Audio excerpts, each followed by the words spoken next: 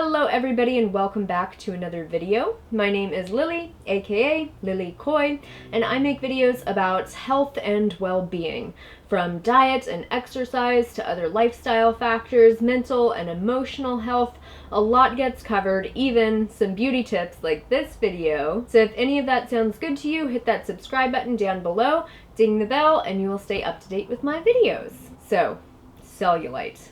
It affects at least 90% of women. The other 10% are probably lying, and many men also have to deal with this issue too. In order to be most effective, we have to understand what cellulite is in the first place. Cellulites, aka adipose edematosa, aka stratus protrusus cutis, aka gynoid lipodystrophy, aka orange peel syndrome, is, and this sounds pretty awful, is basically caused by pouches of fat and fluid bursting through your connective tissue. The more professional way of saying that would be the herniation of subcutaneous adipose tissue through fascia. This dimpling effect is then further aggravated and accentuated by the accumulation of extracellular fluids, aka bloat. So effectively dealing with cellulite is a three-pronged issue. Prong one is working on reducing levels of subcutaneous body fat, the next would be reducing fluid retention, and the last would be creating healthier connective tissue.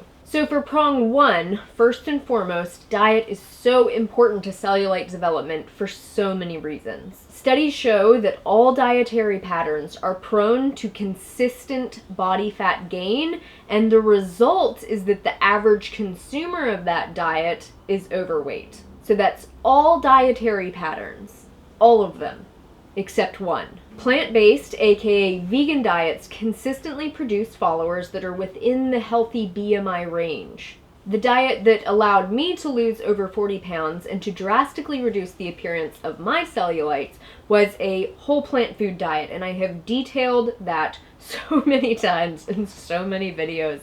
Some of them will be linked below and some right up there. It was also really important to reduce my sodium intake, which has helped enormously in reducing fluid retention and thus the appearance of cellulite. I also make sure that I'm drinking plenty of water every single day, which helps to flush fluids through my body and supports my lymphatic system in purging any unnecessary fluids. There's also the issue of hormones.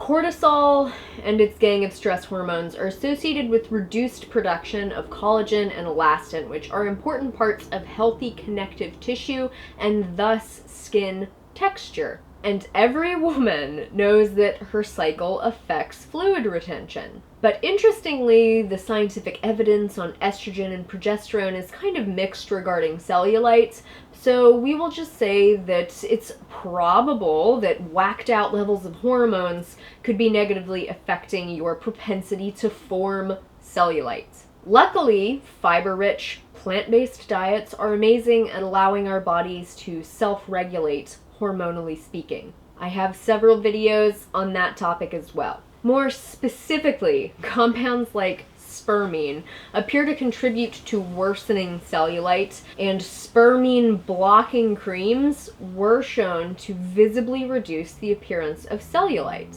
So, where does spermine come from? Well, as the unfortunate name suggests, there's one source, which I will definitely be mentioning to my boyfriend. Other sources include beef, cheese, lunch meats, and, surprisingly, green peas, which will, from this point forward, always have a bit of an unfortunate connotation for me. Eating these foods because of their spermine content definitely make your cellulite worse? That we don't necessarily know.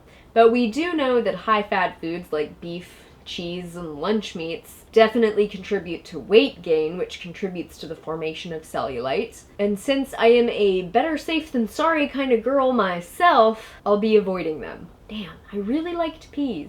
Additionally, higher levels of the hormone adiponectin are associated with less cellulite. So high-fat meals cause a large drop in adiponectin levels.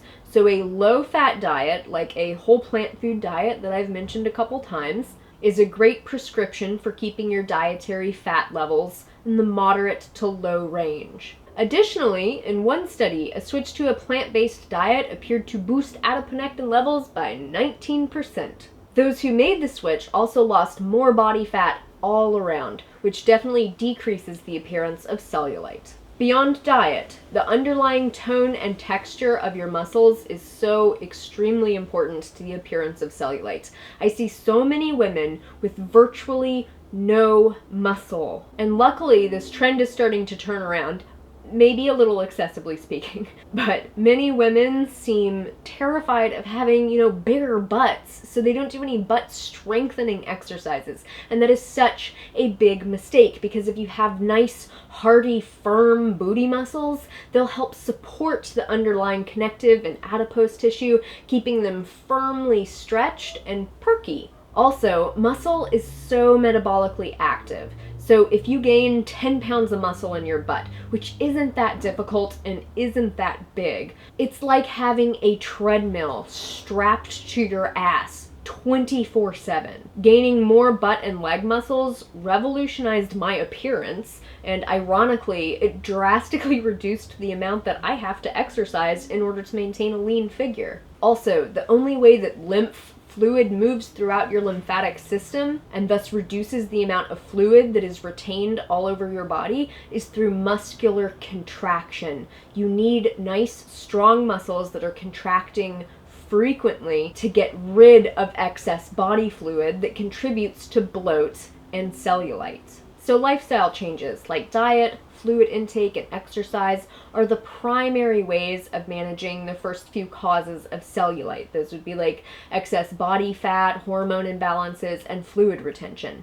And I know that many of you guys who watch my videos frequently are already on board and thriving on this type of lifestyle. You're just waiting for the results to continue to compound. So while you're rocking this type of lifestyle and you're waiting for the changes to keep compounding, let's address connective tissue health, the final prong of our cellulite riddance plan. So connective tissue, aka fascia, covers everything in your body, like everything.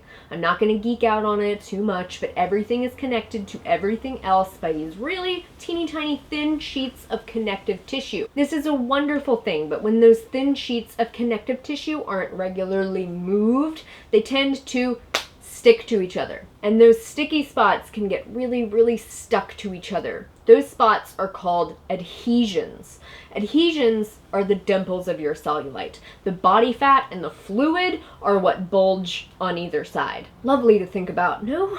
So while we're working on reducing excess body fat and flushing out the extra body fluids through diet and exercise, we can also work on breaking up some of those connective tissue adhesions. What I've done for years to work on my own cellulite-prone areas is to use other tools, like the nubby side of my dry brush, handheld massagers, or just my own hands and fingers and knuckles to manipulate and slowly soften the connective tissue on my body. So for my anti-cellulite routine, I use either the same oils that I use for my stretch mark treatments, or to save a little money, I just use straight up coconut or grapeseed oil.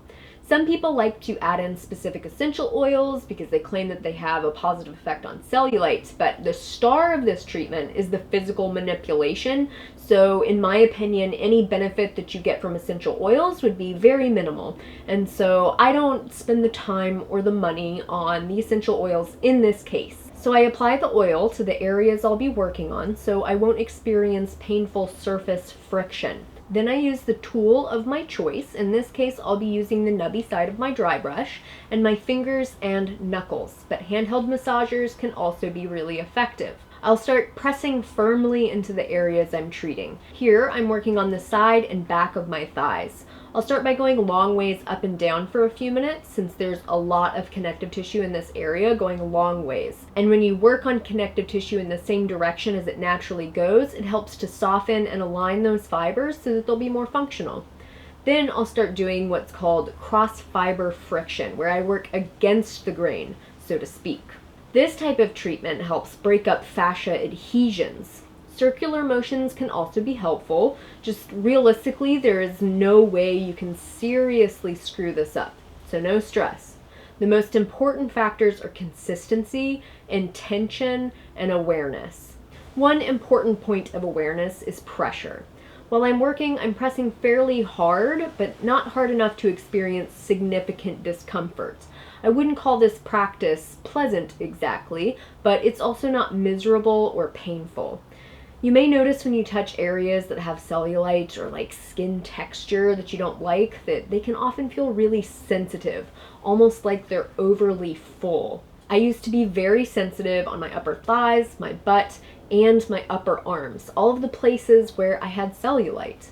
It was really painful to manipulate those areas with any significant pressure. So if you're like me and you feel sensitive like this, respect that sensitivity and be gentle with yourself. Otherwise, you could end up causing damage and create issues like saggy skin or broken veins. For those of us with that level of sensitivity, I advise starting your cellulite treatments with lifestyle changes and gentler practices like dry brushing or restorative yoga poses like legs up the wall. Time in a sauna and other practices for your lymphatic system can also be really helpful, just to get it draining more efficiently to rid those cellulite-prone areas of the excess fluid retention that's contributing to that sensitivity. So once I've worked these areas for several minutes with the nubby side of my dry brush, I will switch to my fingertips. I'll do some massaging, kneading, manipulating, just to work to soften and loosen that connective tissue. Then I'll do some long leg strokes back towards my heart. And then I am pretty much done with the manual manipulation. Since treatments like these do stimulate blood flow to the area and can cause a slight inflammatory response, the best thing that you can do after a treatment like this is a restorative yoga pose called legs up the wall. You can make it as fancy as you like using bolsters and straps to prop yourself up, or you can literally just put your legs up the wall. I love to use my yoga bolster to prop up my hips while my legs gently rest up the wall with my knees gently bent and knocked in towards each other.